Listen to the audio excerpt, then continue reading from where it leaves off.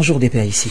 Bonjour Antéricis. Et bienvenue dans la Minute Panafricaine sur For You Radio. C'est un plaisir. Alors, est-ce que vous pensez qu'on devrait prendre au sérieux la menace du général Gazouli?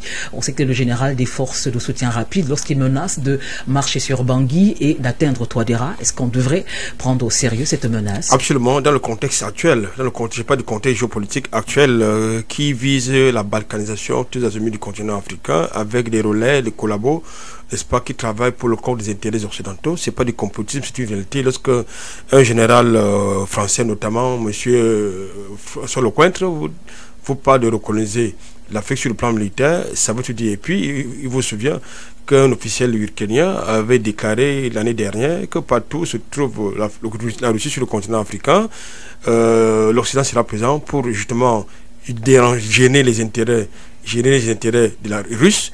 Et il vous souvient également que les forces de soutien rapide pour lesquelles travaille ce fameux général sont soutenus par l'armée ukrainienne en territoire soudanais. Oui.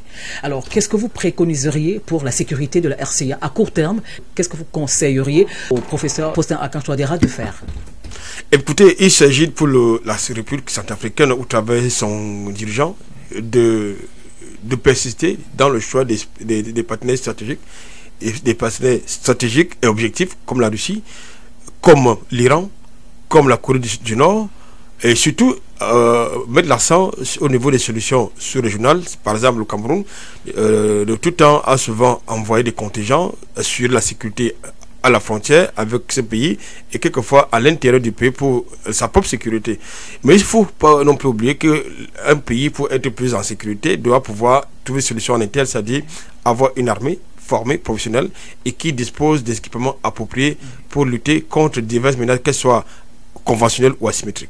Merci Albert Anatola ici pour cette minute panafricaine et à très bientôt pour la prochaine. Ça fait un plaisir.